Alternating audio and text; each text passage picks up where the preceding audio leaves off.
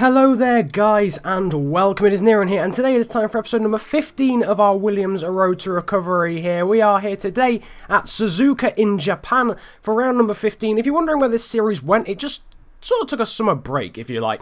It is going to be finishing. I'm going to be finishing off this series. I'm tempted to do a double point scenario in Brazil as well, guys. Tell me if you want to see that, of course, for the last round of the season. But yeah, this series will be carrying on until the end. I've got about 2 months until F1 2014 comes out. I will be doing another career mode series on that, so don't you guys worry about that. But nevertheless, it's time here to just sort out the strategy, as you can see here in the background, just sorting out. We're moving on to primes on lap 6. This isn't a track I'm very good at all, but I've been doing quite a lot of practice, so we'll have to see how it goes. In the meantime, it is now time to head over for the qualifying report. Q1 saw a return to form for Lewis Hamilton as he was fastest from the Red Bull of Mark Webber and the Ferrari of Fernando Alonso. Sauber showed great pace in contrast to Toro Rosso, who saw both Verne and Daniel Ricciardo out of the first hurdle for the first time this season. It would yet again be a Merc fastest in Q2, but this time it was Nico Rosberg in front of Webber and Alonso. Both Grosjean and Yusufu performed well, whilst the high-profile Q2 losses included Jenson Button and Nico Hülkenberg. However, Sebastian Vettel would take pole in the shootout in front of Lewis Hamilton and his Mercedes teammate Nico Rosberg. It was a disappointing day for Ferrari, who could only claim 5th and 8th, whilst Sergio Perez salvaged 7th for McLaren. So all of this means that Sebastian Vettel will be on pole for the Japanese Grand Prix in front of Lewis Hamilton and his teammate Nico Rosberg. Mark Webber will start in 4th place in front of Fernando Alonso, who showed early pace in those qualifying sessions. Kimi Raikkonen will start 6th in front of Sergio Perez, with Felipe Massa 8th, Yusufu 9th, and Romain Grosjean's Lotus starting from 10th.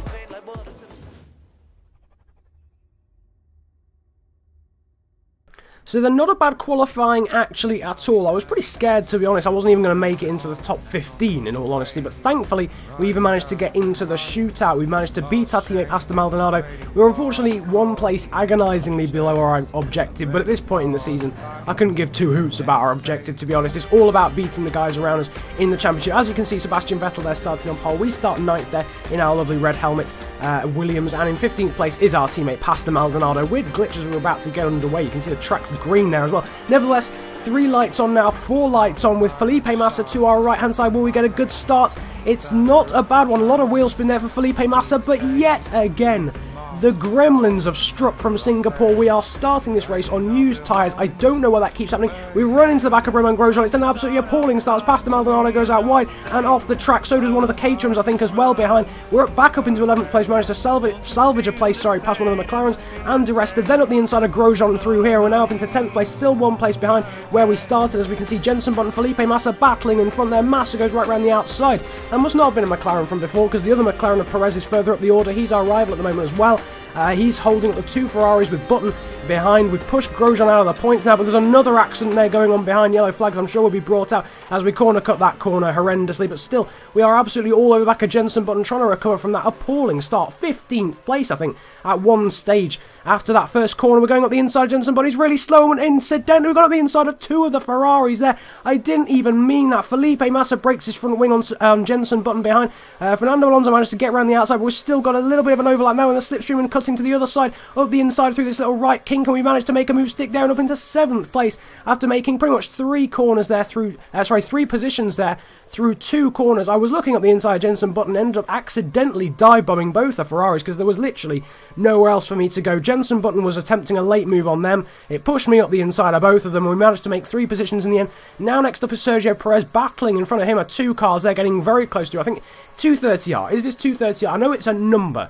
I know it's a high number and then R. I think it's 230R is that corner call. Nevertheless, Sergio Perez in front with Kimi Raikkonen, and I think Mark Webber just in front of that, but ending this first lap here in 7th place. But onto the second lap, we were catching Sergio Perez, an absolute treat, but we dip a tyre there in the gravel on the outside there. I think of something like turn 7 or 8. There's obviously a lot of corners through that first sector there, and that's lost us a heap of time. It's now going to be an upward struggle to try and catch Sergio Perez. Our pace was actually really good early on the option tyres. Of course, we were going to struggle with tyre wear absolutely hugely. Obviously, starting on those worn tyres. If someone can help me with that issue, I don't know what's going on. That's 2 races out of the last 3 now we started on worn tyres. But look at that. Brilliant racing, unlike the AI really on this game, with Jenson Button 2 abreast there, alongside each other through 230R. He stuck it around the outside. There was a little bit of contact, but relatively clean. We managed to hold on to the position. Sergio Perez still not getting away that much in front, but nevertheless now moving on to lap 3, and the tyre wear is starting to become a bit of a problem. As you can see, orange/brown there, big overcorrection there from the hairpin as well. Huge amounts of wheel spin and oversteer there on the exit of the hairpin, and Jenson Button now all over the back of us with the 2 Ferraris behind. We're actually managing not to hold up our usual trolley train scenario where we've got like 17 cars battling behind us. There's 3 currently, Button and the 2 Ferraris, and then another gang a little bit further behind. So our pace actually on these horrendously worn tyres is pretty good, and it just shows the potential that we possibly would have had on those options had we had some brand spanking new ones. Button getting really close to us there through 230R, where we closed the door, no chance there, and we are up into 6th place. So has someone in front of us retired? Because we were battling, of course, for 7th. We were holding on to dear life for 7th, in fact. And as we move on now to lap 4, of course, DRS will be enabled, so we're going to be under pressure there. But that mystery will continue. Nevertheless, Jenson Button is bearing down on us extremely quickly. He goes to the outside. Surely he's not going to make a move, stick through the first corner around the outside. He has. Oh my goodness gracious. We try and get back up the inside, really just outbrake ourselves, and he almost parked there on the apex, having gone a little bit wide. Hit the back of him there slightly, but what a move that was. From Jenson Button round the outside, the AI are, well, they're just madmen around here at the moment. It's incredible. Moving on, though, to the end of lap 4, and I'm afraid pit stops are going to have to be made. Felipe Massa is now all over the back of us with his front wing damage, his minor front wing damage, so it's not going to affect his performance a huge amount there, but a huge fishtail out of the last corner. We come into the pit lane. I think that might actually be Romain Grosjean behind Massa, and not Fernando Alonso, so I'm not entirely sure what happened to Fernando Alonso. It is Grosjean, in fact. In the meantime, we have had to pit 2 laps earlier than we intended to onto these prime tyres. As you can see, the good news is that we'll be getting an absolutely huge undercut. The bad news is that surely we are going to be an absolutely sitting duck when these prime tyres surely hit the cliff, hit the wall at the end of the race. We've been dropped down into 16th place behind Jean-Eric Vergne and Pastor Maldonado, and another car up in front there as well, as we come out onto lap 5 there, just in front of the Dutchman Guido van der Garde in his Caterham. This isn't looking brilliant. We are going to have a huge undercut, not a brilliant one, because obviously their tyres will still be okay on this lap. As we now move on to lap 6, we've caught Jean-Eric Vergne. These prime tyres are handling very, very well. They're doing a really good job, and we're managing to catch these guys really, really quickly. As you can see, mainly through the first sector here, where the grip and downforce is really required through these really tricky corners. But as you can see, we are literally breezing up to the back of Jean-Eric Vergne. Will we get the traction out of this last left-hand corner to breeze up the inside? We will do, even though he's on the option tyres. We make the move stick. Obviously, he's in a slower Toro Rosso. That moves us now up into 15th place there, as we set a purple first sector. Really good there. And, of course, passing Jean-Eric Vergne during that time. We cut that corner a little bit. I apologise for that. We've now got Pastor Maldonado and the other Caterham of Charles Pic in front of us. Are we going to look at the inside of both? We do. Well, we were looking at the inside of Maldonado, but Maldonado ran into the back of Charles Pic. We ended up making the move on both of them, a little bit similarly like we did on lap 1 there with the McLaren and, of course, the 2 Ferraris too. We've managed to help out our teammate, though. He's managed to get in front now of Charles Pic there through that hairpin too, as we now motor on in 13th place. A few guys going to be pitting on this lap 6 there. You can see the tyre wear not bad at all. A few guys coming in there. I think De Resta coming in, as well as a few others. As you can see now, coming to the first corner, and that's coming out of the pit lane is the McLaren of Jenson Button. So we've just stayed static. We are literally as static as we can possibly be. We had a gap up to Jenson Button before, and we now have a gap up to Jenson Button now. So the undercut hasn't particularly worked, even though these primes are really good. We are starting to catch Jenson Button a little bit, though, through this first sector here on lap 7 of this 13-lap race. And now coming on to the start-finish straight to start lap 8, sorry, and we've got DRS activation as well, bearing down on Jenson Button now down in the straight line there as we breeze past Romain Grosjean to our right-hand side as well. We've got Fernando Alonso behind, as well as Massa. Hulkenberg, I think, is there, as well as... not Sergio Perez. Sorry, not Sergio Perez, even. Perez is just in front of Jenson Button, and to be honest, that's a pretty bridgeable gap as well, with the amount of pace we have at the moment, especially in comparison to the McLaren of Jenson Button. As you can see now, later on into lap 8 here, we're coming down the back straight, and we are now right with Jenson Button. The OP slipstream is huge at this track, down this back straight, and look at this, we're in the tow, in the rich fuel mixture, flicking it up into fast and down into 230R. We breeze through and up into 6th place, and on these prime tyres, which are actually older than those guys, we managed to make a move there on Jenson Button, and our pace is looking brilliant. We've now got a little bit of a job to do to try and catch Sergio Perez. But I think the main thing we've got to think about, as you can see, the tyre wear there is already starting to look a little bit abysmal in terms of the stage we are in the race, of course, being lap 9 here. I think we've really just got to focus on trying to keep Jensen Button behind. Those guys had DRS activation there down that front straight, couldn't use it, couldn't get close enough to make a move, so it's looking pretty good for us at the moment here, you could say, as we come through this first sector. Orange, well, sort of yellow bordering just about on orange tyre wear. That's the sort of tyre wear that will last you properly for about another 2 laps, and then after that, it's pretty much a no-go zone. So it's not looking brilliant, to be honest, for you, to be honest with you, in terms of the tyre wear. We actually managed to make a pretty good gap, actually, over the guys behind, but on this lap, they started to bridge it back as Mark Webber sets the fast lap of the race with a 1:38 point something or other. I don't care. Jensen Button is in the slipstream. Surely he's not going to make another monumental move like he did earlier on in the race around the outside. Surely not. He goes for it again. We this time have a little bit of an overlap up the inside. We push him a little bit wide, but I think he's still going to make the move. What a move that is. The AI are just next generation round this track.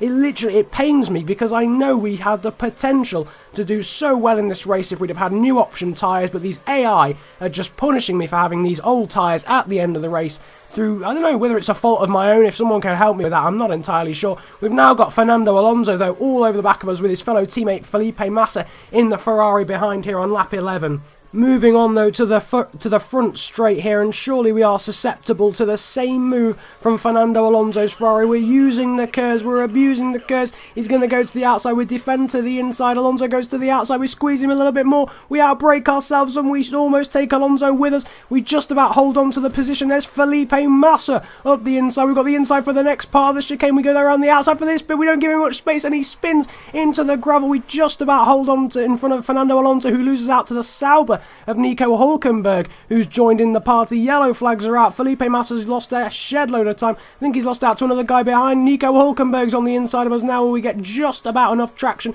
there with the use of curves. I think we've just about held on. Yes, Nico Hülkenberg just decides there to back out of the move, and now on to the final lap of the race. Alonso's trying the save move. We've outbroken ourselves. So's Alonso. Alonso goes out wide. Hülkenberg's going to breeze up the inside of both of us, and that is surely now 8th sealed. We've lost out to Hülkenberg, unfortunately, which is desperately disappointing because our objective was 7th, and yet again we're going to lose out by 1 place to objective. I can't see us managing to catch Nico Hülkenberg with the incredible amount of tyre wear we now have. Fernando Alonso is behind with Felipe Massa. We've gone hugely wide, and this may not be over yet. We're using the curves, and Alonso and his teammate are catching us at a heck of a rate of knots. Hülkenberg's gone. We've cut that corner an absolute tree. I didn't even mean to. We've gone wide as instant karma, and the Ferraris are visible again. The tyres have officially gone off the cliff. 1 more lap, and they'll just be, well, they'll barely be rubber anymore. They'll have turned into whatever rubber turns into when heat is applied. I was looking for some sort of joke. Nevertheless, a huge amount of wheel spin out of that hairpin, and Alonso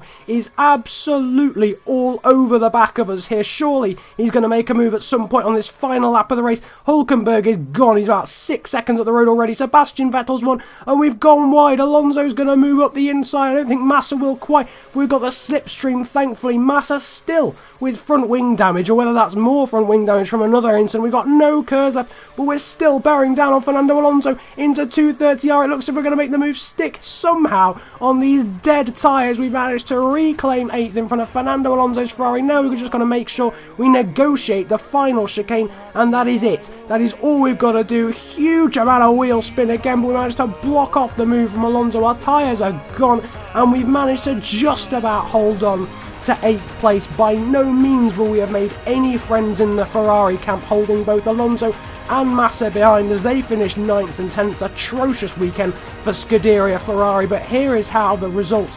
Here is the race result. Sebastian Vettel winning in front of his teammate Mark Webber, Nico Rosberg taking 3rd in front of Kimi Räikkönen, our rival Sergio Perez there with Jensen Button in 6th, Hülkenberg in 7th, ourselves somehow managing to hold on there to 8th in front of Alonso, Massa and Di Resta there just missing out on the points there in front of Romain Grosjean. It's a real shame because we really could have got some really good points here, maybe even top 5 had we had those new tyres on at the start of the race. It's a real shame. Could have contended for the win, of course, in Singapore with those new tyres. Moving on down the leaderboard, though, Ricciardo there 13th, Maldonado 14th in front of Verne there in 15th. Bad race for Gutierrez and Sutil as well, with Lewis Hamilton the retirement.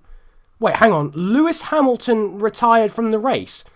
But surely that's got to be some sort of conspiracy.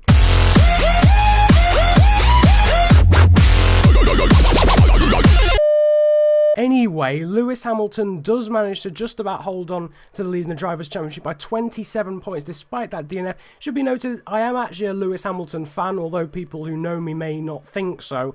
I do like Lewis Hamilton, it just makes me laugh some of the things that some people say in regards to him. Nevertheless, he has a 27-point lead over the Red Bull of Sebastian Vettel, with Fernando Alonso in 3rd, Rosberg there in 4th, Felipe Massa 5th, Mark Webber now leapfrogs us up into 6th place. We'll be trying to regain that 6th place in the next 4 rounds of the season, although I do like those tracks, so that shouldn't be too difficult. We'll just need a little bit of luck. Kimi Raikkonen is 8th in front of Sergio Perez and Jenson Button running out top 10, with Hulkenberg and Grosjean, Gutierrez and Di Resta, Sutil and Maldonado rounding out the top 16 from the 2 Toro Rossos. As you can see, Mercedes lead the way in the Constructors' Championship there in front of Red Bull, Ferrari, McLaren, Lotus and ourselves, Williams, there in 6th place. It's going to be hard to mount a challenge on the 2 teams ahead with Maldonado not scoring many points. But anyway, this is the end of the episode.